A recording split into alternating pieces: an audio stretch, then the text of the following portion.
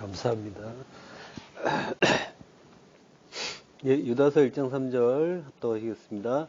사랑하는 자들아, 우리가 일반으로 받은 구원에 관하여 내가 너희에게 편지하려는 생각이 간절하던 차에 성도에게 단번에 주신 믿음의 도를 위하여 힘써 싸우라는 편지로 너희를 권하여야 할 필요를 느꼈노니. 아멘.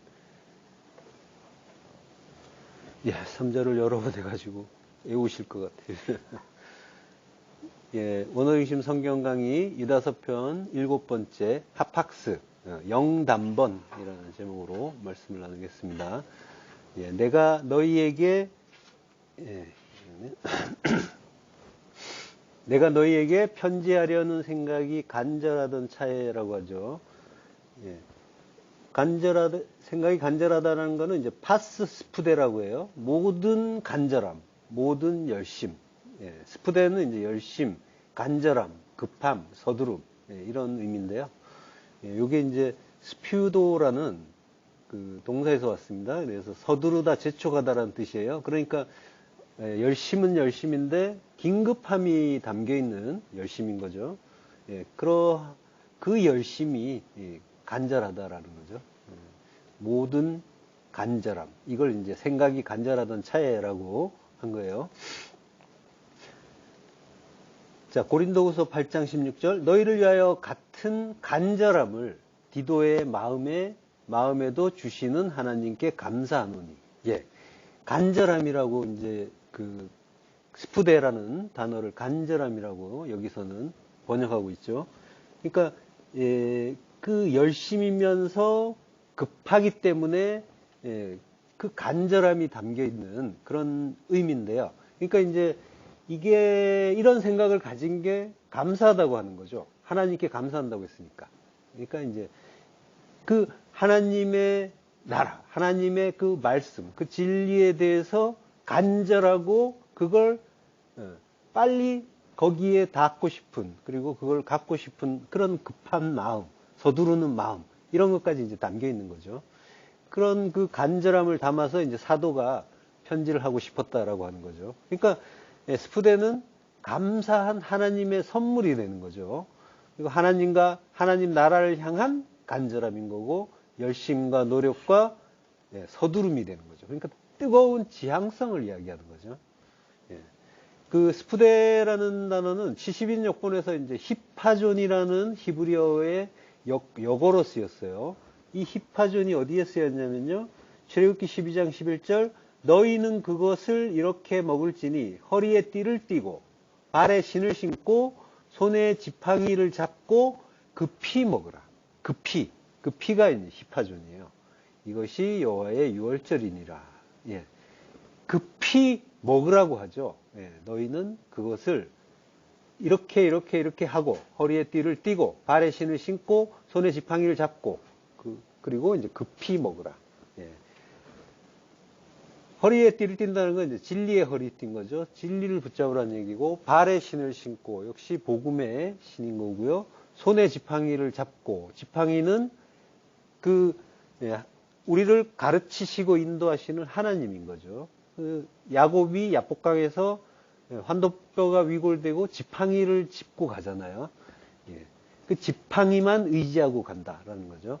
그러니까 그 하나님을 의지하면서, 그러면서 급히 먹어라. 예. 히파존, 서두름, 두려움, 도피, 이런 뜻이 있어요. 그러니까 긴급하고 급하고 서두르는데, 서둘러서 그걸 먹으라고 하는데, 그거는 이제 에토라고 해요. 오토라고 해요. 에트라는 대개역 표시 에다가 3인칭 남성 단수가 붙은 거예요. 그러니까 그것을 또는 그를 이라고 이제 번역할 수가 있죠. 그러니까 그것을 먹어라, 그를 먹어라. 그거는 어린 양을 먹으라는 이야기죠. 그러니까 어린 양이면서 예수 먹어라, 말씀 먹어라라고 하는 거죠. 그러니까 구원의 복음, 그 진리의 말씀을 급하게 먹으라는 거예요. 시급하다는 거예요. 우리가 그 나라를 향하는 그 걸음이 시급하다는 거예요. 급하게 애굽에서 나가야 된다는 거죠. 우리가 내가 애굽이고 이 세상이 애굽이잖아요. 그러니까 나에게서 벗어나는 것, 급하게 벗어나는 것. 진리의 말씀으로 내가 나의 그 두 마음이 삭제되는 걸 급히 먹어서 애굽을 나간다라고 하는 거죠. 하나님 말씀을. 그래서 성도는 하나님 말씀에 갈급하게 돼 있는 거죠. 단번에 주신 믿음의 도를 위하여라고요. 단번이라는 말이 이제 합학습니다. 한 번, 단 한 번, 그 한 번으로 영원히 영단번이라는 거죠.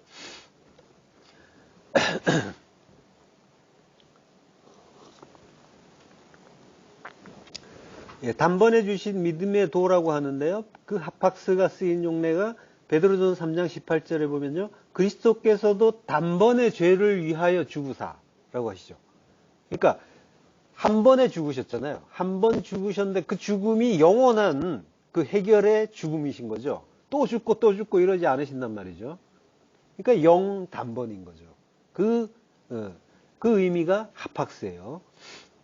히브리서 9장 26절 그리하면 그가 세상을 창조한 때부터 자주 고난을 받았어야 할 것이로되 또 죽고 또 죽고 하면은 자꾸 고난을 받게 되시는 거죠. 이제 자기를 단번에 제물로 드려 한 번으로 영원히 자기를 드렸다라는 거죠. 그래서 죄를 없이 하시려고 세상 끝에 나타나셨다라고 하는 거예요.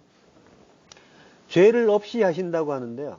요거는 이제 하마르티아, 죄가 하마르티아죠. 죄를 없이 한다라는 말은 아데테시스예요. 아데테시스는 무효화한다는 거죠. 없애는 정도가 아니라 그거는 아무것도 아닌 거야, 없는 거야 원래 라고 하시는 거죠. 죄라는 건 뭐예요? 죄라는 거는 우리의 두 마음이죠. 두 마음이 우리의 그 육적인 어떤 그런 그 탐심이 되는 거죠. 그러니까 결국은 뭐예요? 육 자체인 거예요. 육을 입고 있는 한 두 마음은 나오게 됐으니까 육 자체인 거예요. 그러니까 뭐예요? 우리의 육 자체가 죄인 거예요. 우리는 괜찮은데 나의 두 마음 때문에 또는 누구 때문에가 아니라 내가 요거는 이제 그 죄의 개념을 이해하시는 데 있어서 좀 확실하게 알아두실 필요가 있어요. 죄라는 거는 내가 육을 입고 있기 때문에 죄는 있는 거예요. 그러니까 내가 육을 입고 있다는 건 내가 목숨이 끊어지기 전까지는 나는 죄인이라는 얘기인 거죠. 요걸 이해하셔야 되는 거예요. 그러니까 우리가 육을 입고 있는 동안에 우리가 두 마음에서 벗어날 수 있나요? 없잖아요. 그죠? 항상 내가 진리를 안다고 해도 하나님의 그 빛을 받고 진리를 알고 그 말씀으로 즐거워한다고 해도 우리는 수시로 두 마음이 발동하잖아요. 그걸로 산다니까요. 그러니까 우리가 육을 입고 있는 한 이 죄는 같이 가는 거예요. 그걸 이해하셔야 되는 거예요. 그러니까 어떤 순간에도 모든 순간이에요. 모든 순간에도 죄가 발동한단 말이에요. 그것부터 발동하는 거예요. 그래서 우리는 나 중심으로 판단하는 그 육의 완악함에서 벗어날 수가 없는 거예요. 그래서 또 이제 수시로 두려움에도 떨어지잖아요. 걱정하고 근심하고. 그러니까 우리의 육은 완악하고 강팍하면서 연약하기까지 해요. 하나님은 항상 두려워 말라 내가 함께 있다라고 말씀하시지만 우리는 하나님의 뜻은 관계없고 나는 내 것 찾아야 된다 생각하고 내 판단을 중시한단 말이에요. 하나님의 말씀이라고 하더라도 내 생각이 먼저예요. 거기에 비춰서 맞느냐 아니냐 이렇게 본단 말이에요. 하나님 말씀도. 그래서 수긍이 될 때까지 버티는 거예요. 그러다가 그것이 이해되면 그제서야 받아들일 수 있는, 겨우 받아들이는 그런 존재인 거예요. 그래서 사도 바울이 사망의 몸이라고 하는 거예요. 그런 표현을 쓰는 거예요. 로마서 7장 21절부터 합독하시겠습니다. 그러므로 내가 한 법을 깨달았노니 곧 선을 행하기 원하는 나에게 악이 함께 있는 것이로다. 내 속사람으로는 하나님의 법을 즐거워하되 내 지체 속에서 한 다른 법이 내 마음의 법과 싸워 내 지체 속에 있는 죄의 법으로 나를 사로잡는 것을 보는도다. 오호라 나는 공고한 사람이로다. 이 사망의 몸에서 누가 나를 건져내랴. 그러죠? 정확하죠? 예. 예. 정확하게 사도가 이게 지금, 이 괴로움의 탄식을 하시는 것도 맞아요. 맞는데 이거를 누가 괴로워할 수 있냐면 성도만 괴로워할 수 있어요. 예. 성도 아닌 사람은 관계가 없어요. 이런 일이 있을 수가 없단 말이에요. 하나님의 법을, 그 말씀을, 진리를 알았기 때문에 괴로워하는 거예요. 그거 아니면은, 그건 전혀 자기에게 괴로움이 아니에요.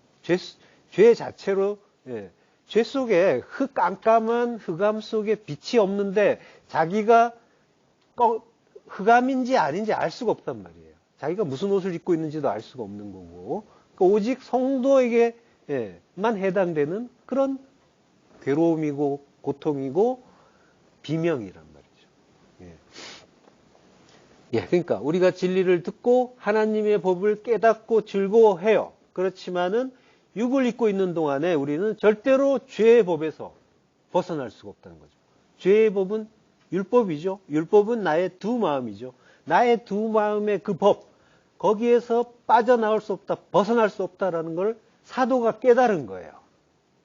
그렇게 열심히 하나님을 위해서 목숨까지 아까워하지 않으면서 두려움 없이 복음을 전했지만 사도가 괴로워한 건 그 바깥의 괴로움이 아니었단 말이에요. 내 안의 괴로움이었단 말이에요. 내가 문제였던 거예요. 그러니까 육 자체가 죄인 거라는 거를, 죄라는 거를 사도가 분명하게 깨달은 거예요. 그런데 이게 죄의 용도라고 하는 거예요. 죄의 용도라고 하는 거는 죄가 우리에게 찰싹 붙어 있어요. 그렇지만은 용도란 말이에요. 용도라는 거는 도구, 사용되는 도구라는 얘기죠. 그게 용도예요. 뭔가 쓰임이 있다라는 거죠. 쓰임이 있어서 우리에게 잠깐 허락된 거라는 거예요. 그러면은, 이 죄라는 거는 뭐예요? 때가 되면 우리에게서 떨어져 나간다라는 거를 이제 이해하셔야 되는 거예요. 자, 그러니까 어쨌든 간에 육 자체가 현재 죄예요. 그러면 이런 방식으로 죄를 주셨고 육도 주셨단 말이에요. 육을 주셨고 죄를 주셨어요. 근데 육에서 우리는 벗어날 방법이 현재는 없단 말이에요. 그러니까 뭐예요? 모든 인간이 죄에 갇혀버린 거예요. 현재 내가 몸을 입고 있다라는 거는 죄에 갇혔다라는 것과 같은 이야기인 거예요. 그럼 하나님이 왜 이런 방식으로 일하시는 겁니까? 너무 조금 어떻게 보면은 잔인하게 느껴질 수도 있고 너무 짓궂다라고 이제 생각할 수도 있단 말이에요. 하나님 우리를 육을 주셨어요. 그리고 이거 벗어버리기 전에는 죽는 거죠. 목숨이 끊어지는 거죠. 그전에는 죄에서 벗어날 방법도 없게 만들어 버리셨단 말이에요. 그 모든 인간이 죄인이고 모든 인간은 절대로 죄인의 그 테두리에서 범주에서 벗어날 수도 없다라고 하시는 거란 말이에요. 하나님은 왜 이런 방식으로 일하시냔 말이죠. 그거는 한마디로 까불지 말라는 거예요. 너희가 어떤 존재라는 걸 알라는 거예요. 우리 안에 우리를 죄 아래 가두어 두신 이유가 이거란 말이에요. 우리가 아무리 진리를 알고 하나님의 법을 깨달아도 죄에서 벗어날 수 없다고 하시잖아요. 이거는 우리 힘으로 해결할 문제가 아니라는 얘기인 거예요. 오직 나만 해결할 수 있다라고 하시는 거예요. 그래서 그 죄를 주신 거란 말이에요. 사도도 그걸 깨달은 거예요. 그래서 비명을 지르고 있는 거란 말이죠. 오라 나는 공고한 사람이로다. 이 사망의 몸에서 누가 나를 건져내랴. 사실 오호라라는 말은 없어요. 번역자가 멋대로 첨가했어요. 근데 괜찮아요. 멋있어요. 멋진 의역이에요. 나는 공고한 사람이로다. 탈라이포로스라고 합니다. 비참하다, 괴로움받는다, 곤란하다, 불행하다 이런 의미죠. 나는 비참하고 고통당하는 자다라고 하는 거예요. 이 동사가 이제 탈라이포레오인데요. 비참함을 경험하다, 심한 노고를 겪다, 고통을 당하다, 고생하다예요. 지금 우리가 그러고 있잖아요, 그죠? 그러한 존재라는 거죠. 공고한 사람이다라는 거는 나는 비참하고 고통당하는 그런 존재다. 왜? 하나님의 법을 알았기 때문에 빛이 들어왔기 때문에, 예. 사도의 그 슬픔과 고통이 느껴지는 그런 구절이죠. 예. 이게 이제 우리의 슬픔과 고통이기도 하단 말이죠. 우리도 그러잖아요. 내가 왜 이러나. 진리를 알고 그 십자가 죽음, 다나토스의 죽음을 이해하고 죽은 것 같은데도 수시로 분내고 성내고 근심 걱정하고 이게 실족하는 건가 고민할 때도 많잖아요. 예. 이게 이유가 있기 때문이라는 거죠. 이게 사망의 몸 때문에 그렇다는 거예요. 이거 어떻게 보면 이제 하나님이 아까도 얘기했지만은 좀 짓궂게 우리를 괴롭히시는 게 아닌가 이런 느낌도 들 수가 있어요. 근데 요게 그런 느낌을 갖는다는 건 뭐냐면 죄에 대한 오해 때문이에요. 이걸 괴롭다고 하는 거는 그 죄가 그 죄를 어떻게 해서든지 내가 이거를 해결해 보고 싶은데 해결할 수 없으니까 하나님이 원망스럽다고 하는 거예요. 그거는 뭐라고 했어요 아까? 그거 내가 해결할 수 없다라고 하는 거죠. 오직 하나님만이 해결할 수 있다고 했잖아요. 그러니까 그걸 오해한 거예요. 그러니까 자, 죄는 내 것이 아니란 말이에요. 그죠? 내 것은 없어요, 원래. 모든 것이 하나님 거고 하나님이 나에게 주신 거란 말이에요. 예. 하나님 거예요. 그러니까 모든 것이 그러하듯이 죄 또한 하나님이 잠시 우리에게 빌려주신 거예요. 허락하신 거란 말이에요. 우리가 갖는 모든 것들, 그것들이 내 거라고 생각하잖아요. 내 거 아니잖아요. 그거 이해하시죠? 예. 내가 쌓고 싶어 하는 거, 얻고 싶어 하는 거, 전부 내 거 아니고 하나님이 잠깐 허락하시는 거란 말이에요. 잠시 가져보라고 허락하시는 거예요. 그가 뭔지 알라고 주시는 거지, 이게 내 거인 것처럼 착각을 해갖고 꼭꼭 붙잡고 싶어 하고, 놓고 싶지 않아 한다면은, 단단히 오해를 한 거죠. 하나님의 뜻을. 죄 역시 마찬가지란 말이에요. 이게 죄의 용도란 말이에요. 그러니까 죄의 그 용도, 죄의 효용이라는 거, 그 효과를 발휘하는 그 한계는 일시적이라는 거죠. 영원한 게 아니란 말이에요. 이걸 이해하셔야 되는 거죠. 내 것이 아니고 하나님 거고 이거는 일시적인 거다. 예. 그거까지 이해를 하셔야 되는 거예요. 그걸 위해서 잠시 교육의 재료로 주신 게 죄란 말이죠. 자, 이 사망의 몸에서 누가 나를 건져내랴 하는데요. 사망의 몸은 호소마 호다나토스예요. 사망의 몸 이러면은 이제 굉장히 이제 괴로운 어떤 죽음의 몸으로 들릴 수가 있지만은 사망이라는 말이 주는 어감이 그렇잖아요. 죽어서 망하는 거잖아요. 예. 자, 호소마 호다나토스란 말이에요. 다나토스의 죽음이에요. 그러니까 사망의 몸은 멸망의 죽음을 죽어야 하는 몸이라는 의미가 아닌 거예요. 전혀. 내가 이 몸 때문에 멸망할 것 같다고 지금 사도가 괴로워하는 게 전혀 아니란 말이에요. 무슨 얘기냐면 이 몸이 있는데 이 몸이 내가 하나님의 법을 받았단 말이에요. 근데 내 안에 원래 죄의 법이 있었잖아요. 그 법이 서로 다투는 거. 그 다투는 이 몸. 그러니까 죽어야 하는 몸인 거죠. 다나토스니까. 그 죽어야 하는 죽음을 죽어야 하는 그 사망의 몸을 지금 하나님의 법과 죄의 법이 다투는 몸을 그렇게 표현한 거란 말이에요. 그 다툼으로 인해서 나는 자기 부인의 죽음을 죽을 수밖에 없는 존재라는 걸 알게 되는 그 몸이란 말이에요. 그 몸의 다툼이 괴롭다고 하는 거예요. 이해하시죠? 네. 차원이 조금 달라요. 내가 이것 때문에 괴로워서 멸망당할 것 같아.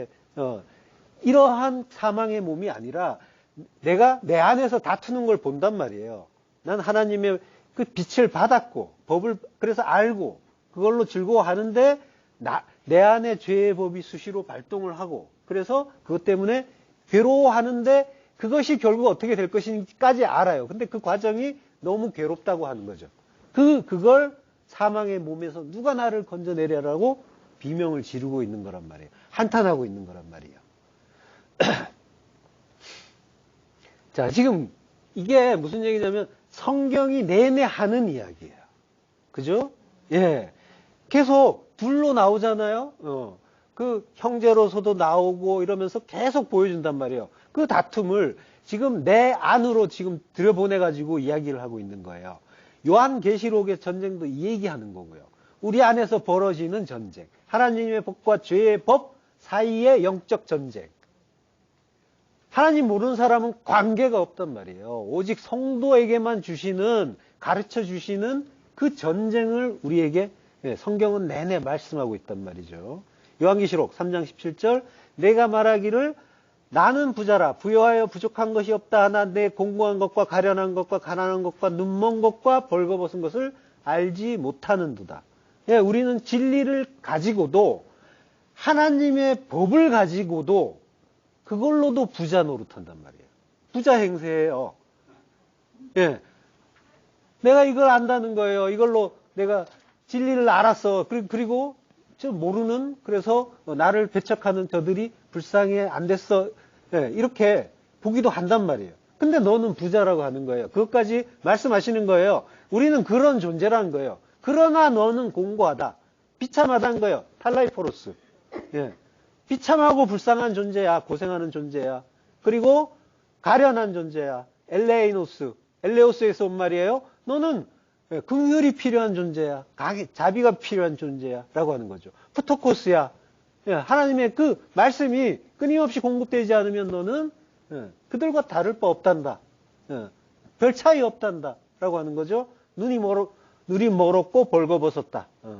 내 도움이 없이는 죽을 수밖에 없는 자고, 눈이 멀었고 본다고 하지만 여전히 소경이고, 입었다고 하지만 여전히 벌거벗었다 라고 하는 거죠. 성도 많이 깨달을 수 있는 비참이고 고통이고 전쟁인 거예요.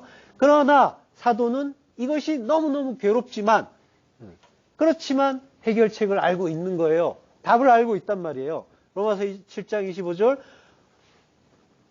우리 주 예수 그리스도로 말미암아 하나님께 감사하리로다. 사망의 몸에서 누가 건져내랴? 예수 그리스도께서 건져내신다라고 하는 거죠. 그 답을 알고 있는 거예요. 바로 연결해서 나오는 거란 말이에요. 그런즉 내 자신이 마음으로는 하나님의 법을, 육신으로는 죄의 법을 섬기노라. 이 말이 나온다니까요. 감사하리로라 했으면은 뭐예요? 이제 더 이상 안 다툰다가 아니란 말이에요. 여전히 그러나 나는 마음으로는 그 법이, 두 법이 다투고 나는 그 두 법을 다 섬기고 있다라고 하는 거예요. 이해한 거예요. 내가 사망의 몸이라는 거. 끝까지 가야 된다는 거. 끝까지 다투는 걸 나는 지켜봐야만 된다는 거. 그러나 하나님이 함께 하시고 예수 그리스도의 그 은혜로 말미암아서 내가 이길 수 있다라고 하는 거죠.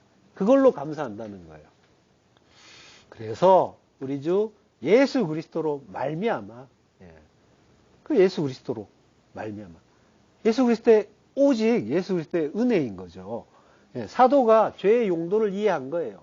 한시적인 그 죄, 그게 뭔지를, 그게 뭔지 알면 되는 거예요, 성도는. 이걸 내가 이기지 못해서 괴로워하고 애면 걸면할 필요도 없는 거예요. 하나님이 해주신다는 걸 믿으시면 되는 거예요. 그러니까 내가 알아야 되는 건 뭐예요? 나는 하나님의 은혜 아니면은 절대로 사망의 몸에서 벗어날 수 없는 존재라는 거. 거기에서 헤쳐나갈 능력도 없는 거고. 그러니까 우리가 뭐예요? 깨끗한 척, 거룩한 척 할 것도 없다라는 거예요. 하는 게 당연한 거예요. 나와 무관한 척, 그런 일은 나와 무관한 척 이러지도 말란 말이죠. 모든 약한 것, 나의 악함, 나의 강박함, 그걸 받아들이시란 말이에요. 나는 그런 존재일 수밖에 없다라는 거. 그게 뭔지를 알고, 그리고 은혜를 바라보란 말이죠. 예수 그리스도의 그 구속의 은혜를. 그러면 어떻게 하겠어요? 엎드리게 되겠죠. 감사하게 되겠죠. 찬양하게 되겠죠. 면목 없이. 자, 그리고 사도가 말해요. 이게 장이 나누어져 있는데 연결되는 거예요. 로마서 8장 1절. 그러므로 이제 그리스도 예수 안에 있는 자에게는 결코 정죄함이 없나니. 여전히 나는 죄 때문에 하나님의 그 법과 다투는 나의 두 마음, 탐심이 발동하고 있는데, 그러나 결코 정죄함이 없다는 거예요. 내가 잘나서 훌륭해져서 거룩해져서 없는 게 아니라. 이해되시죠? 이게 오직 성도에게 주시는 그 고난이고 고통이고 비참함이고 괴로움이란 말이죠. 그렇지만 그걸 이해하는 거예요. 그 죄라는 게 뭔지를 이해를 하게 되면은 그러면 정죄함이 없을 수밖에 없구나를 이해하게 되면 되는 거예요. 이는 그리스도 예수 안에 있는 생명의 성령의 법이 죄와 사망의 법에서 너를 해방하였습니다. 예. 그래서 그렇다는 거죠. 우리는 못한다는 거예요. 육신이 연약해서 우리는 불가능하지만 예수 그리스도의 은혜가 해방시켜 주신다. 건져 주신다.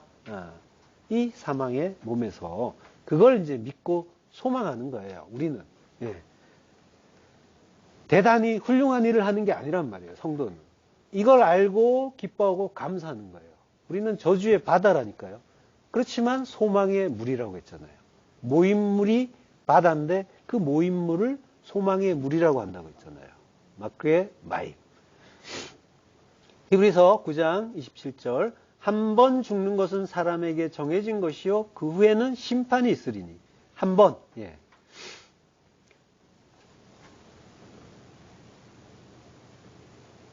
예, 하팍스죠. 한 번. 예.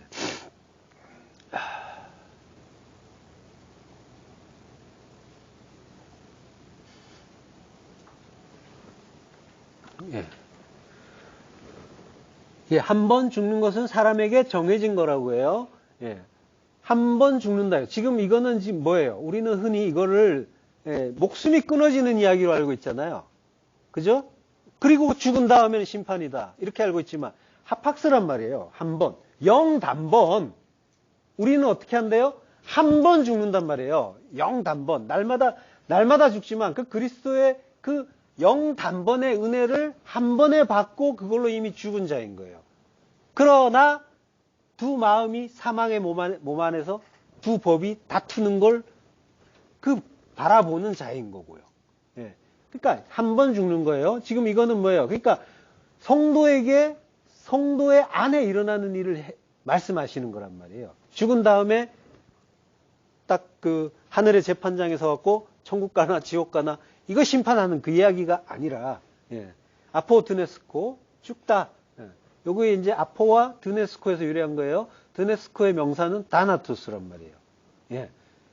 그러니까 목숨이 끊어지는 죽음이 아니라 다나토스의 그 죽음, 그걸 성도는 그게 영단번의 죽음이 정해져 있다라고 하는 거예요.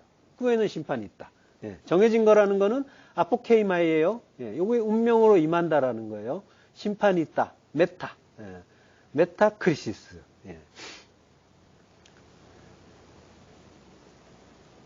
요게 이제 주로 그 크리시스는 메타는 이제 뭐뭐와 함께 뭐뭐 후에 이런 말이죠.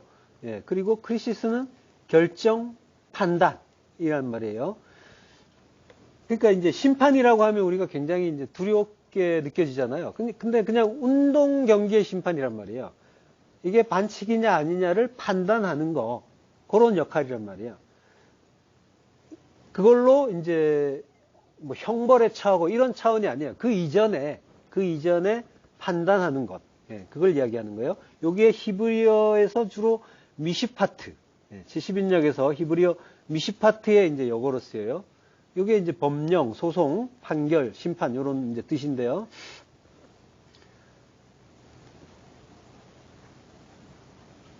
그러니까 우리가 이 다나토스의 죽음을 죽는 거란 말이에요. 죽고 나면은 거기에서 이제 하나님의 그 외에 심판이 있다라고 하는 거는 그 외에 이제 우리가 그 과정을 아까 이야기한 그 하나님의 법과 나의 법, 죄의 법이 다투는 거기에서 그걸 끌어가시는 하나님의 판단, 이것이 이제 뒤따라 온다라고 하는 거죠. 그것을 받을 운명이라고 하는 거예요. 성도는 정해졌다라고 하는 건 아포케이마의 운명이라는 거죠.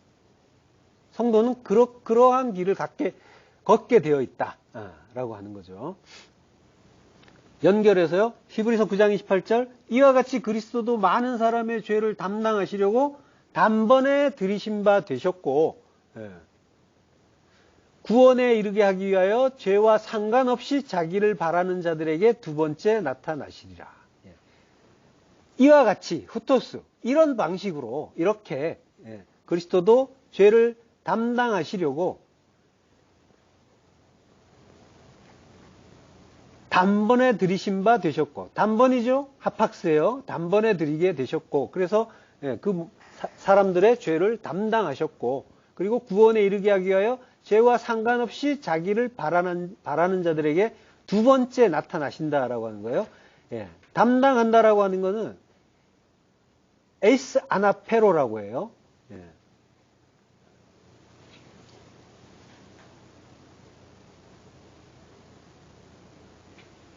죄송합니다. 들이신 바 되셨고가 이제 에이스, 많은 사람의 죄를 담당하게 되셨고, 에이스 아나페로예요. 에이스 아나페로란 말은 뭐냐면, 에이스는 뭐뭐 안으로라는 얘기예요. 그리고 뭐뭐를 향해서 이런 뜻이에요. 그리고 무엇을 위하여 이런 뜻도 있어요. 그리고 아나페로란 말은 아나가 위로잖아요. 위로 데리고 가다라는 얘기예요. 위로 데리고 간다는 건 뭐예요? 위로 데리고 가서 뭐예요? 제사 지내는 거예요. 제사 드린다는 뜻이 있죠? 제사 드린다는 건 뭐예요? 희생 제물로 죽여버린다는 거죠. 이게 이제 아브라함이 이삭 데리고 간 그 그림을 떠올리시면 돼요. 위로 데리고 간단 말이에요. 그게 그런 방식으로 위로 데리고 가서 죄를 드리는 방식으로 죄를 담당하신다고 하는 거예요. 그 히브리어에서도 올라라고 했잖아요. 올라가 알라에서 왔고 위로 올라가서 번제 드린다라고 했잖아요. 그게 제사 드린다라는 의미라고 했죠. 마태복음 17장 1절 엿새 후에 예수께서 베드로와 야고보와 그 형제 요한을 데리시고 따로 높은 산에 올라가셨더니, 이게 아나페로예요. 올라가셨더니, 이게 마태복음 17장 1절이 변화산 사건이 시작되는 구절이죠. 바로 앞장에서 예수님이 십자가 순환을 예고하신단 말이에요. 그러니까 베드로가 죽으시면 안 돼요 했다가 사탄 소리 듣고, 그러고 나서 지금 변화산을 오르고 계신 거란 말이에요. 그게 뭐라고요? 엿새후라고 해요. 엿새후. 여섯째 날이죠? 여섯째 날은 십자가에 죽는 날, 십자가에 죽는 그때를 이야기하는 거죠. 지금 순환을 예고하고 변화산 사건이 일어나는 이런 구조, 요거는 뭐예요? 십자가 죽음이 있고 부활이 있는, 나중에 이야기가 나오잖아요. 십자가 죽음과 부활, 요것과 같은 이야기를 하는 거예요. 평행 구조를 이루는 거예요. 죽고 부활한다. 이걸 가르쳐 주시는 게 그 십자가 순환의 예고와 변화산 사건이란 말이죠. 그러니까 성경 독자들에게 이제 반복해서 가르쳐 주시는 거예요. 십자가 죽음, 다나토스의 죽음이 곧 부활이다. 십자가 죽음이 곧 생명이다라고 하는 거예요. 요걸 그 병행 구절을 누가복음 9장 28절에 보면요. 이 말씀을 하신 후 8일쯤 되어 예수께서 베드로와 요한과 야고보를 데리고 기도하시러 산에 올라가사라고 해요. 같은 그 병행 구절인데, 같은 날인데, 여기서는 8일이라고 하죠. 8일쯤이라고 하죠. 8은 또 뭐예요? 8은 죽고 부활하는 날이죠. 그럼 안식 후 첫날인 거죠. 지금 똑같은 날인데, 똑같은 사건인데, 요걸 그 두 기자가 적고 있는데, 날짜가 다르단 말이에요. 그 이유는 지금 논리적으로 보자면, 지금 마태는 가이사라 빌립보에서 예수님이 순환을 예고하시고 베드로가 사탄 소리 듣는 사건이 있었죠. 베드로가 신앙 고백도 하고요. 근데 거기에서 변화산까지 이동 시간만 계산하면은 6일이에요. 그런데 누가는 사건이 일어난 날들을 모두 계산해 놓은 거예요. 그러면 이제 그 논리적으로는 문제가 없어요. 근데 이 오류는 없는 거예요. 근데 이 우연도 없는 거예요. 이 사람들이 서로 다르게 썼는데 이유가 있어서 그렇다는 거예요. 우연히 그런 게 아니에요. 전혀. 우연히 서로 다른 방식으로 기술됐을 수는 있지만 하나님이 편집하셨단 말이에요. 정교하게 서로 다른 방식으로 복음을 설명하고 있다는 걸 이제 알 수가 있어요. 마태복음 17장 1절은 지금 제자들, 교회의 십자가 죽음을 가르치는 거예요. 먼저 가르치고 그 부활의 그 변화산을 보여주는 거예요. 그러니까 아직 이제 그 십자가가 끝나지 않은 그걸, 그 상황을 연결해서 6일이 간 거예요. 6일이라는 표현을 한 거예요. 근데 누가복음은 예수님의 부활 자체에 초점을 맞추고 있는 거예요. 안식 후 첫날. 그러니까 뭐예요? 그걸로 또 변화산을 보여주고 있는 거죠. 조금 더 보시면은 분명해져요. 자, 데리고 가는 제자가 베드로와 야고보와 형제 요한이라고 하죠. 베드로, 야고보, 요한은 여러 번 같이 나와요. 그리고 예수님이 따로 자주 데리고 가신단 말이에요. 해당장 야이로의 딸을 살릴 때도 이 세 사람이 같이 가요. 그리고 변화산 사건 마찬가지고요. 겟세마네 기도 때도 같이 간단 말이에요. 이 세 사람을 편애하시듯이 데리고 다니신단 말이에요.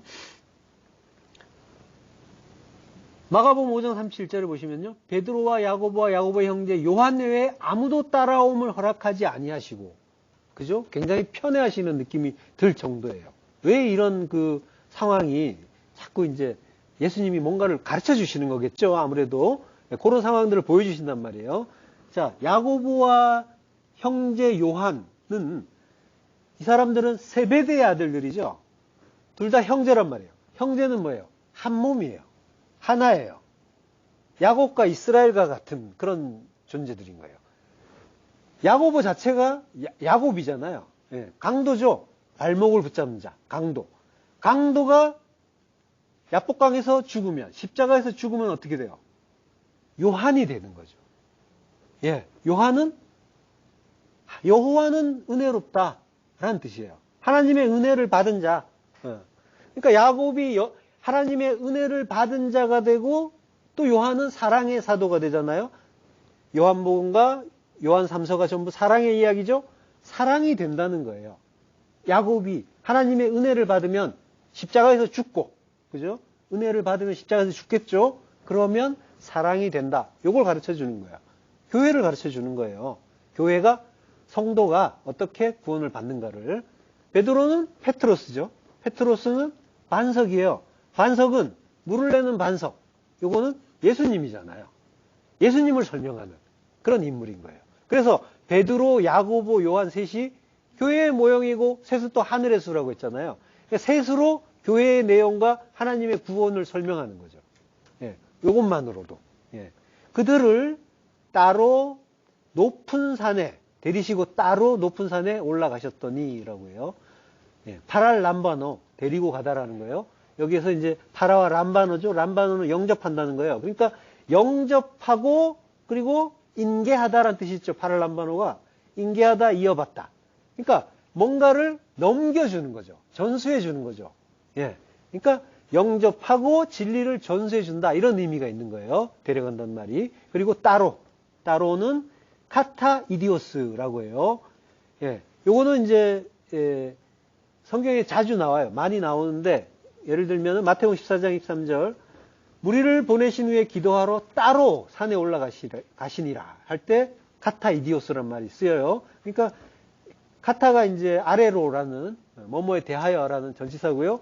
이디오스는 자기 자신의, 그리고 자기 자신에 속한 것 또는 개인적으로, 그런 의미예요. 사적인 것이면서 매우 친밀하게 따로 라는 그런 의미, 개인적인 의미, 이런 게 있어요. 그러니까 이게 하나님이 성도를 대하시는 방식이 카타 이디오스인 거예요. 한 사람 한 사람 각각이란 말이에요. 따로 개인적으로. 같이 뭔가 교회가 뭉터기로 이렇게 이 집단적으로 구원을 받는 것 같지만, 한 사람 한 사람을 놓고 보면은 개인적이란 말이에요. 굉장히 개인적이죠. 하나님이 오직 그 사람만 상대하시는 것처럼 세상에서 그렇게 우리를 대하신단 말이에요. 이게 카타 이디오스란 말이에요. 자, 따로, 그 의미를 가진 게 카타 이디오스고요. 그렇게 따로라는, 이렇게도 쓰이고요. 마태복음 17장 19절에 보면 이때 제자들이 조용히 예수께 조용히 나온다. 이것도 이제 번역을 이렇게 해놨지만 카타 이디오스, 개인적으로 나왔다는 얘기예요. 하나님 앞에 조용히 우리가 나가는 그거. 자, 높은 산에 올라가셨다라고 해요. 누가복음에서는 그냥 산이라고 해요. 병행구절에 누가복음에서는. 자, 누가복음에서는 뭐예요? 6일과 마태복음과 누가복음은 6일과 8일이라는 차이가 있었죠. 예, 그리고 산과 높은 산이에요. 그런 차이가 있단 말이에요. 높은 산과 산, 예, 6일과 8일 그런 의미가 있단 말이에요. 이게 같은 의미예요. 산은 성전이라고 했죠. 성전은 우리죠. 근데 높은 산은 뭐예요? 높은 산이 우리라면 우리는 어떤 산이에요? 선악과를 먹고 하나님처럼 높아진 산이죠. 그러니까 뭐예요? 죽어야 되는 거죠. 십자가에 죽어야 되는 6일인 거죠. 십자가에 죽어야 되는 높은 산인 거예요. 자, 높은 산을 뭐라고 하냐면요. 오로스, 네, 휩셀로스라고 해요. 오로스가 산이죠. 휩셀로스는 뭐예요? 높은 교만한 산인 거예요. 그래서 죽어야 되는 산인 거예요. 그러니까 지금 뭐예요? 누가복음과 마태복음이 우연히 서로 병행 구조를 했는데 좀 다른 표현인 것처럼 봤는데 정교하죠. 높은 산이란 말이 지금 누가복음에는 그런 표현을 안 쓴단 말이에요. 누가복음에서는 그냥 산이라고 해요. 하나님의 산인 거예요. 그리고 마태복음에서는 높은 산이라고 하고 있는 거죠. 그러니까 교만한 산, 죽어야 되는 산, 이걸 가르쳐 주시는 거죠. 그래서 데리고 가시는 거죠. 올라가신다고 하죠. 올라가신다가 올라 희생제사 드리러 가는 거예요. 올라가신다는 말이 희생제사 드린다라는 뜻이에요. 그걸 위해서 올라간다라고 그런 표현까지 쓴다는 거죠. 자, 오로스 힙셀로스, 교만한 뜻이라고 했어요. 교만한. 로마서 12장 16절. 서로 마음을 같이하며 높은 데 마음을 두지 말고, 교만한 그런 의미가 확실하죠. 높은 데 마음을 두지 말라. 자, 이 호 헵셀로스라고 이제 정관사를 쓰게 되면요. 헵셀로스의 호라는 정관사를 쓰게 되면 높은 곳이 되겠죠. 이 정관사를 쓰게 되면 뭐가 되냐면 하나님의 영역, 하나님이 거하시는 곳이 돼요. 근데 이걸 안 썼단 말이에요. 그러면은 뭐예요? 요거는 하늘까지 높아지고 싶은 사탄이고 바벨탑이 되는 거죠. 우리가 그 마음을 갖는다면. 그러니까 인간들이 높은 산, 교만한 산, 여기에서 뭘 하는 거예요? 예레미야서 2장 20절. 내가 옛적부터 내 멍에를 꺾고 내 결박을 끊으며 말하기를 나는 순종하지 아니하리라 하고 모든 높은 산 위에서와 모든 푸른 나무 아래에서 너는 몸을 굽혀 행음하도다. 높은 산에서 뭐 한대요? 행음한다는 거예요. 행음, 간음. 행음, 간음이라는 건 또 뭐예요? 이거는 유일한 신랑이신 그리스도를 사랑하지 않는 거죠. 간음이라는 말 자체가 결혼을 전제로 한 말이잖아요.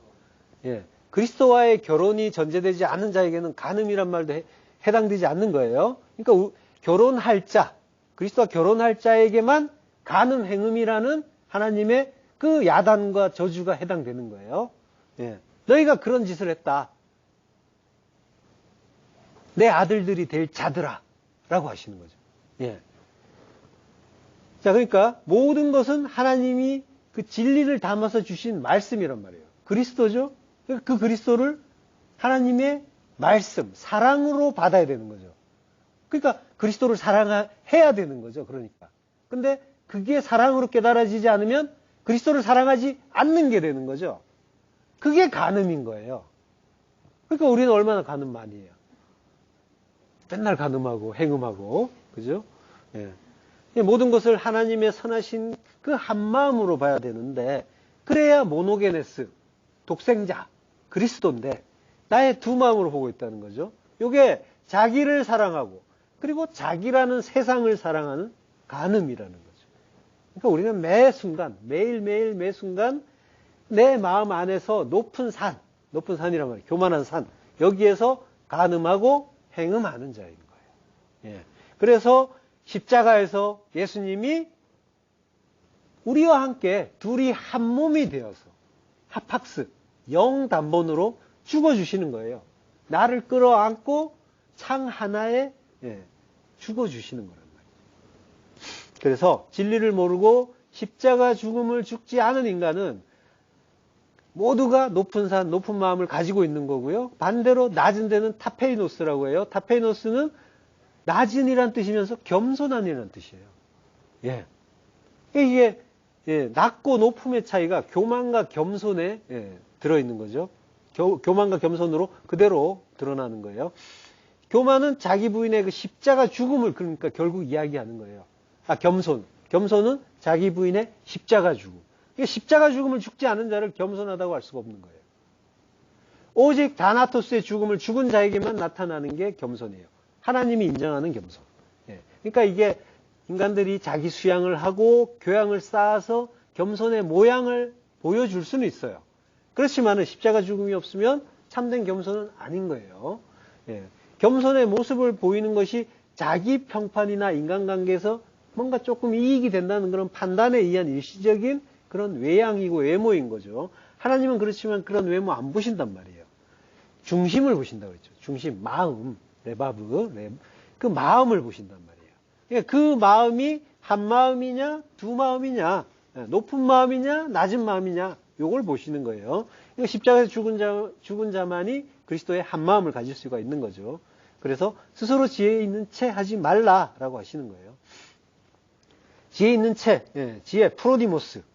이게 이제 지혜로운 청지기 할 때 쓴 말이잖아요. 그리고 슬기 있는 처녀 할 때 슬기 있는 프로니모스. 그러니까 지혜 있는 이게 스스로 지혜 있는 척 하지 말라. 이게 이제 단순히 인간적으로 너 너무 똑똑한 척 하지 마, 지혜로운 척 하지 마 이런 차원이 아니라 기노마이라는 말이 있어요. 있다라는 거는 요거는 이제 생겨난다라는 거예요. 일어난다, 만들어진다 그런 의미란 말이에요. 그러니까 프로니모스가 만들어진 척 하지 말라는 거죠. 그러니까 이거는 지혜 있는 청지기, 슬기 있는 처녀는 어떻게 슬기로워져요? 기름으로, 성령의 은혜로 지혜 있는 자가 되는 거죠. 그러니까 스스로의 노력에 의해서 그 지혜 있는 자가 되는 게 아니라는 거죠. 그러니까 네가 스스로 하나님 말씀을 깨달은 척, 성령 받은 척, 그 하나님의 그 뜻을 아는 척 하지 말라라고 하는 거죠. 그런 의미인 거예요. 오직 은혜를 주어야 너에게 지혜가 생기니까, 그 자만이 지혜가 있는 거니까 스스로 그거 지혜 만들 수 없다. 기노마이 만들 수 없다라는 거예요. 내가 성령 받았고 나 이런 체험했고 그거 가지고 자랑하지 말라는 거예요. 너에게 그 하나님의 그 진리, 그 뜻을 깨닫고 십자가 죽음을 죽고 있느냐라는 거예요. 그래야 그게 겸손하고 낮은 그 마음을 가진 거고 그게 지혜 있는 거고 그 은혜를 받은 자가 예수 그리스도의 그 레마의 말씀을 받아서 진리를 알게 되는 거고 그 모든 것이 십자가 은혜고 구원의 복음이라는 걸 알게 되는 거고 그래서 그 은혜 앞에 엎드리게 될 수가 있는 거죠. 그걸 지혜라고 한단 말이죠. 그리고 그 은혜 찬송하고 그게 겸손이잖아요.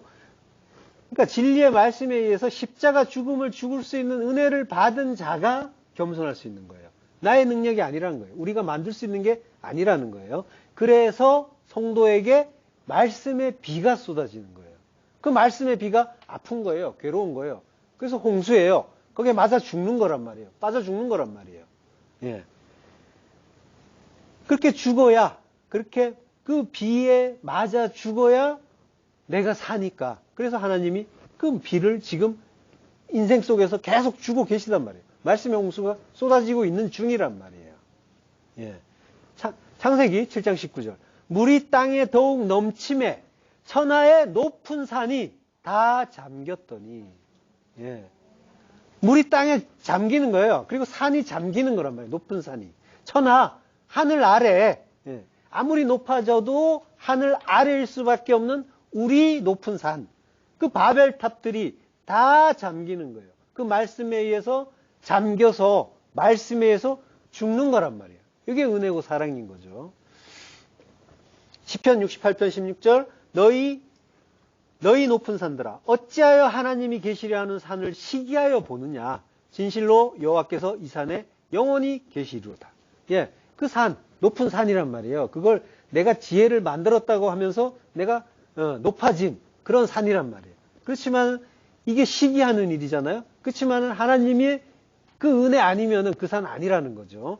그 산, 그 높은 산, 거기로, 예, 높은 산인 나를 데리고 가시는 거예요. 예수님이 지금 제자를 데려가시는 거는 나를 데리고 하나님의 산으로 데려가시는 거죠. 교회를, 나를, 예, 데리고 따로 올라가시는 거예요. 아나페로라고 했죠. 제사 드린다고 했죠. 예, 희생 제사로 드리려고, 죽이려고 높아진 나라는 산을 죽이려고 아나 위로 데리고 가시는 거죠. 예, 희생 제사란 말이죠. 아나페로. 희생 제사를 드린단 말이에요. 히브리서 7장 27절, 그는 저 대제사장들이 먼저 자기 죄를 위하고 다음에 백성의 죄를 위하여 날마다 제사 드리는 것과 같이, 제사 드리는 것과 같이, 이 제사 드린다는 말이 아나페로예요. 제사 드린다고 하는 거예요. 희생 제사 드린단 말이에요.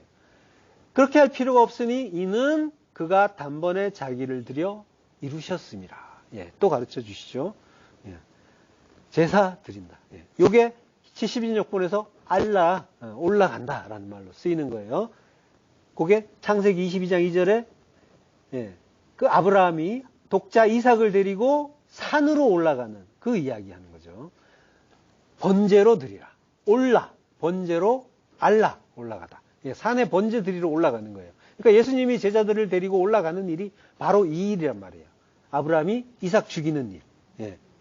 하나님이 그리스도를 제물로 바치는 일과 같은 일이라고 했잖아요. 그게 우리에게도 해당되는 이야기란 말이에요. 예수 그리스도 안에 교회도 들어가서 그리스도처럼 그리스도와 함께 영단번으로 죽는 거란 말이에요. 예. 그 죽음이 영단번이에요. 한 번 죽는단 말이에요. 그거는 정해졌단 말이에요. 예, 단번에라는 말이 하팍스와 함께 이제 에파박스란 말도 있어요. 에파박스도 조금 의미는 다른데 모두 동시에 한 번에, 단번에 비슷하죠. 그런데 예. 그래서 용례가 비슷해요. 로마서 6장 10절 그가 죽으심은 죄에 대하여 단번에 죽으심이요. 예, 하팍스와 의미가 상통하죠. 그가 살아계심은 하나님께 대하여 살아계심이니. 예. 죽는 거는 아포드네스코. 예. 십자가에서 그 목숨이 끊어지는 게 아니라 자기 부인의 죽음, 그 죽음을 죽는 것이 죄에 대하여 단번에 죽으심이요. 예, 죽는 거는, 죽는다는 말은 과거형이에요. 죄에 대해서 단번에 죽으셨다.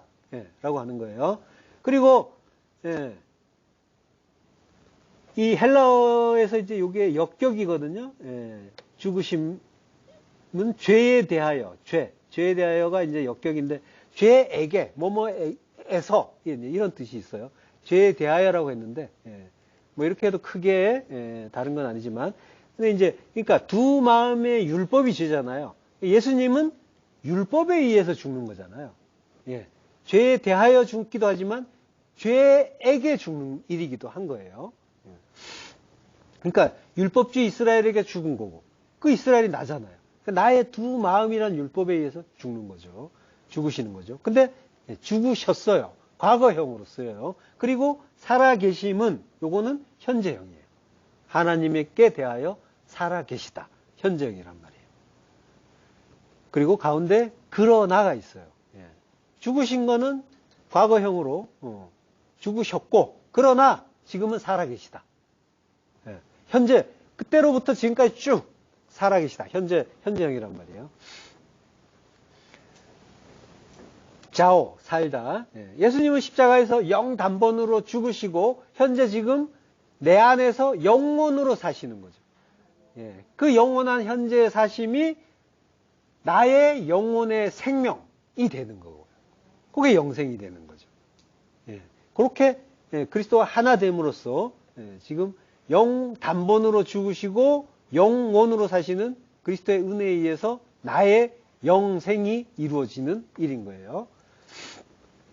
히브리서 6장 4절 한번 빛을 받고 하늘의 은사를 맛보고 성령에 참여한 바 되고 하나님의 선한 말씀과 내세의 능력을 맛보고도 타락한 자들은 다시 새롭게 하여 회개하게 할 수 없나니 이는 그들이 하나님의 아들을 다시 십자가에 못 박아 드러내놓고 욕되게 합니다.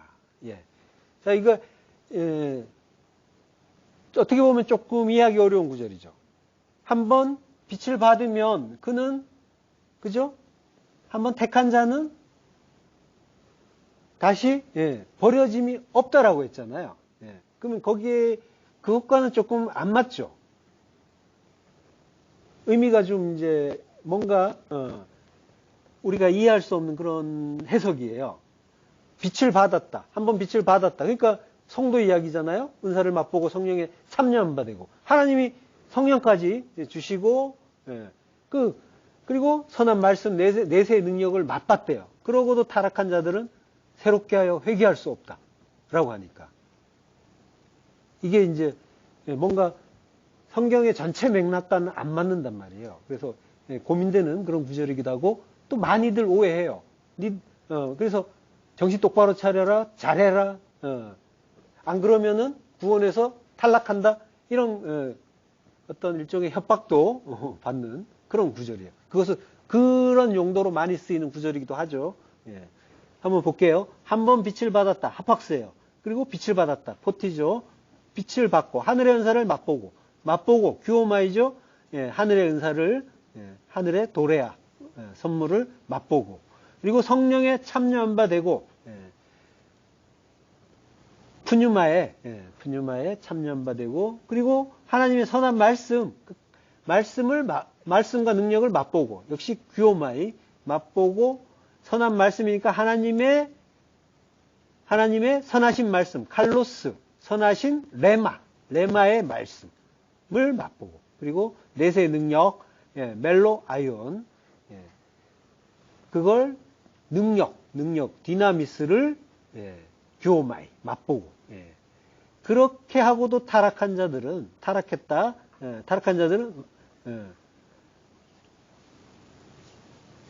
다시 새롭게 하여 회개할 수 없다라고 지금 어마어마한 말씀을 주신데요. 한번 비침을 받는 거는 뭐예요? 빛을 받았고 한 번이라는 건 하팍스, 영단번이라고 했죠? 그러니까 뭐예요? 이거는 뭐예요? 그리스도 안에 있는 빛을 받았단 말이에요. 그 빛은 생명이란 말이죠. 그 빛을 영접하는 자는 빛의 자녀가 되었단 말이죠. 그러니까 생명 받은 거예요. 그 성도는 그런 존재예요. 그리고 하늘의 은사를 맛봤다. 하늘의 선물을 받은 거죠. 그 선물을 요한복음 4장 10절에서 내가 만일 하나님의 선물과 또 내게 물 좀 달라 하는 이가 누구인 줄 알았다면 내가 그에게 구하였을 것이요. 그가 생수를 내게 주었으리라. 선물은 뭐예요? 하늘의 선물, 하늘의 은사는 생수죠. 하늘의 생수, 성령의 생수. 성령의 생수는 영생이죠. 영혼의 그 생명의 그 물이니까 진리의 물이고 그리고 성령에 참여한 바 되고 성령의 그 은혜, 그 말씀의 은혜를 통해서 내가 죽어가는 걸 깨닫잖아요. 느끼잖아요. 그죠? 갈라디아 3장 5절 너희에게 성령을 주시고 너희 가운데서 능력을 행하시는 이의 일이 율법의 행위에서냐 듣고 믿음에서냐.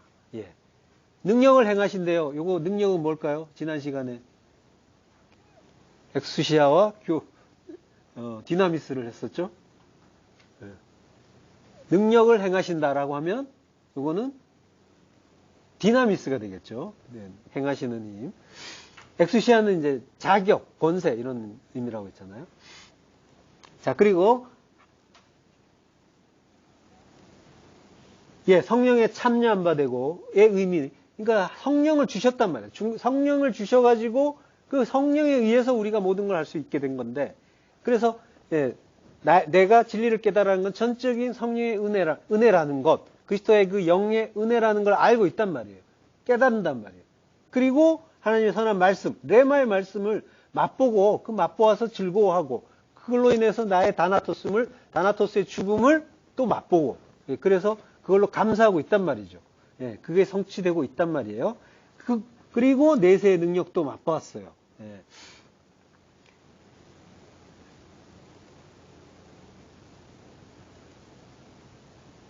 그런 자들을 근데 타락한 자들 그들은 다시 새롭게 하여 회개케 할 수 없다라고 이제 말씀하신단 말이에요. 요거는 뭐예요? 이게 만약에 회개할 수 없다라고 한다면은 처음에 이게 이제 다시 회개란 말이에요. 그러니까 처음에 회개한 게 거짓된 게 된다는 거죠. 영단번으로 회개라는 거는 우리가 이제 죄 하나하나에 대한 회개가 아니에요. 성경에서 말하는 죄는 완전한 돌이킴이란 말이에요. 그러니까 그 돌이킴은 영단번으로 역시 이루어지는 거예요. 죽음과 더불어서. 방향이 바뀐 거예요. 그러니까 한번 타락한 자들이 이게 이제 믿다가 타락한 그런 그리스도인들 이야기를 하는 게 아니라, 그들은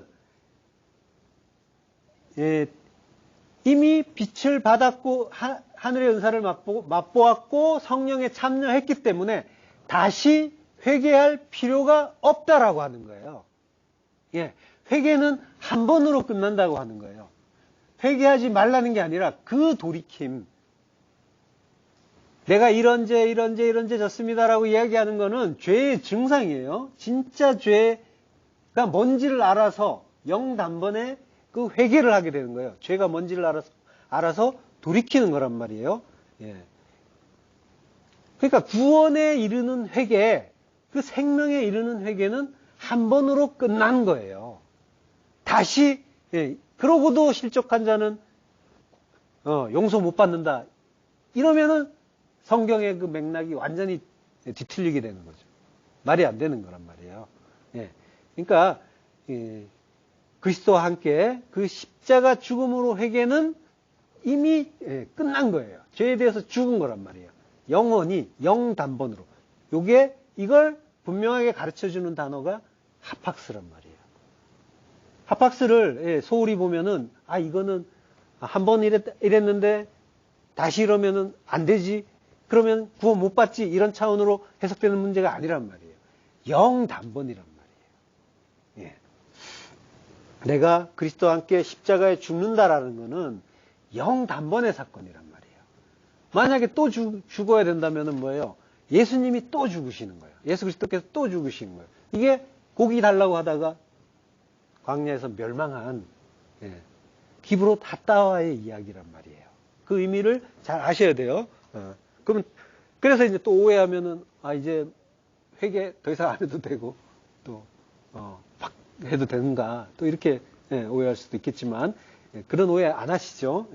영단번의 사건이 뭔지를 이해하시라는 거죠. 그것이 분명하게 이해될 때 온전한 믿음이 나오는 거예요. 그게 아니라면은 불안해서 살겠어요? 나 이거 하나님이 이러다가 버리시는 거 아닌가? 그죠? 사도도 그런 의심을 했었어요. 하나님 나 쓰다가 버리시는 거 아니에요. 나를 미말에 든 자처럼 도륙되는 그 양처럼 이렇게 나를 취급하시고. 자, 이는 자기가 하나님의 아들을 다시 십자가에 못 박아 현저히 욕을 보임이라. 구원의 이런 회개를 한 사람은 그러니까 이게 이제 그 의미를 몰라서 또 회개하고 하게 되면은 그거는 십자가에 못 박아서 예수님을 하나님의 아들을 욕보이는 일이다라고 이제 하는 거죠. 그게 뭔지 알라고 하는 거예요. 기브로 탔다와 그거 뭔지 알아라라고 하는 거죠.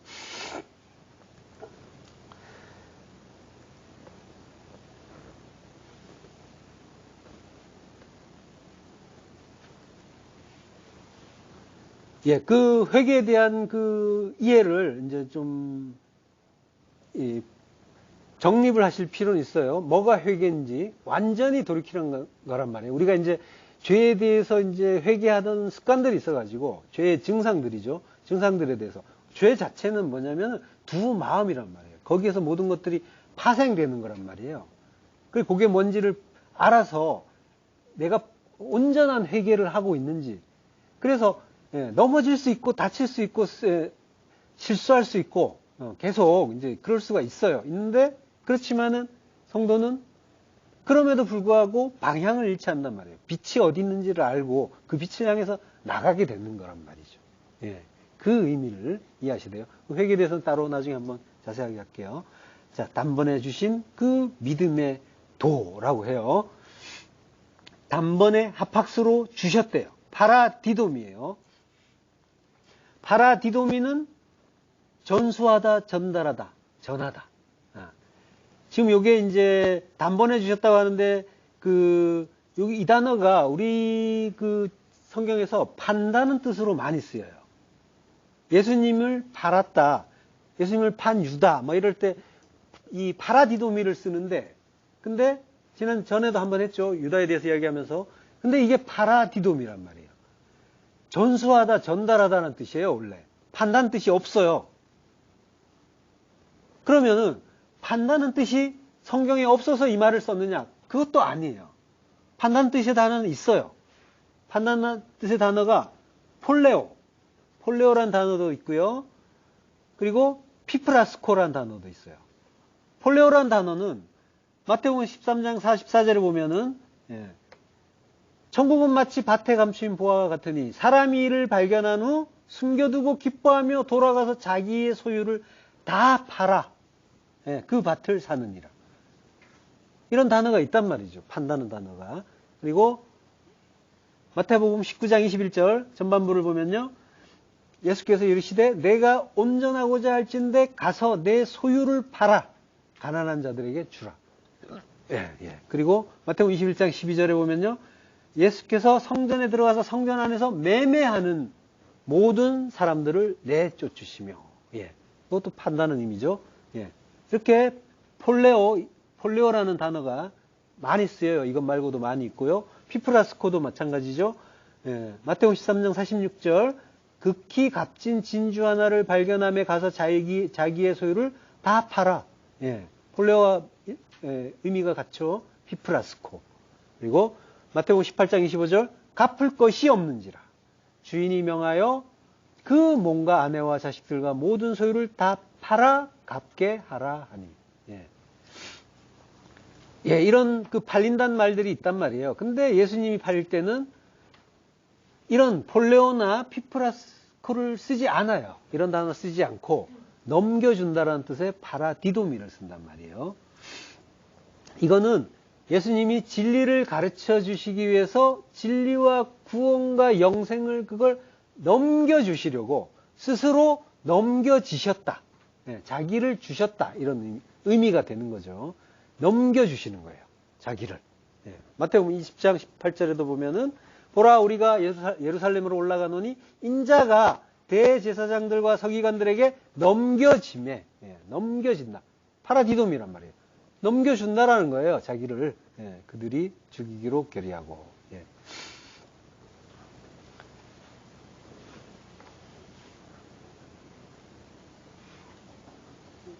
마태복음 26장 2절과 이제 마가복음 14장 42절에도 보면은 판다는 뜻으로 이제 나오죠. 이게 전부 파라디돔이란 말이에요.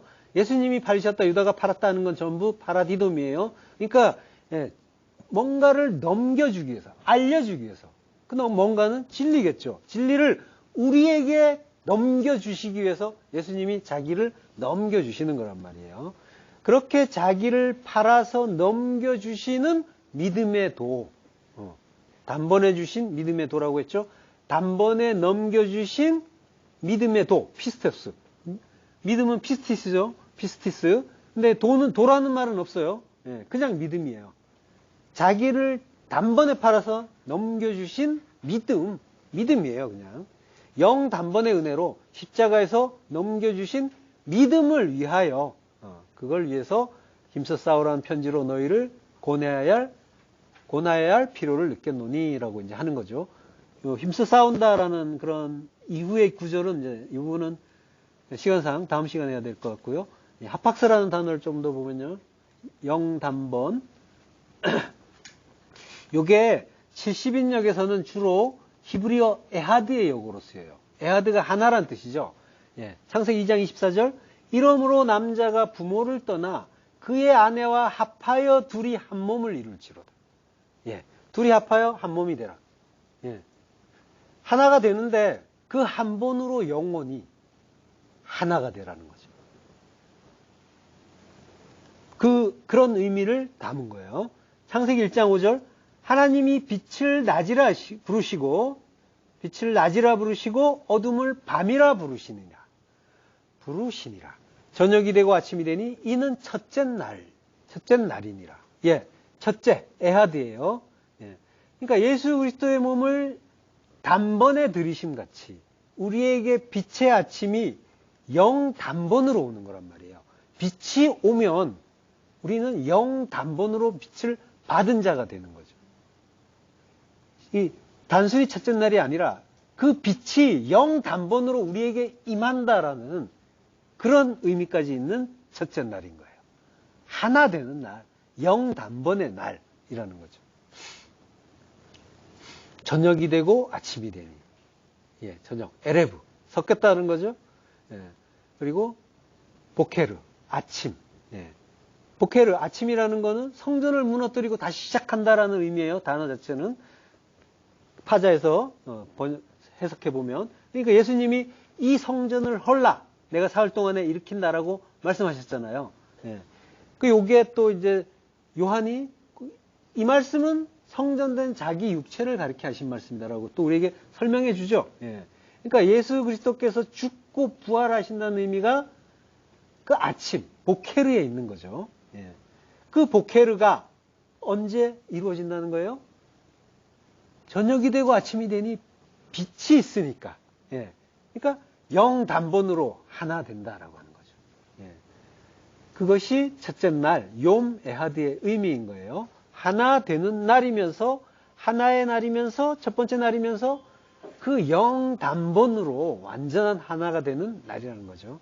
한 번으로 영단번의 죽으심으로 빛이 오기 전에 완전한 어둠이었던 우리가 빛을 받음으로써 아침이 되는 거죠. 예. 밤을 통과해서 아침이 예수님을 따라서 죽고 그리고 부활함으로써 우리가 이제 아침이 되는 거죠. 그리고 아침이 된다는 거, 하나됨으로써 영단번으로 하나가 되면서 아침이 되고 그렇게 아침이 되면 그게 하나가 되는 일인 거고 그 하나를 연합이고 통일이라고 하죠. 그러면 그것이 새로운 성전으로 서는 거죠. 다시 세우니까. 옛 성전, 높은 산 무너뜨리고 하나님의 산으로 새로운 성전으로 하나님의 그 나라로 지으시니까. 그러니까 이게 영단번으로 선다는 거죠. 이것이 하팍스에 담긴 은혜의 진리인 거죠. 은혜 감사하고 찬양할 하나님의 복음인 거죠. 기도하겠습니다. 하나님을 감사합니다.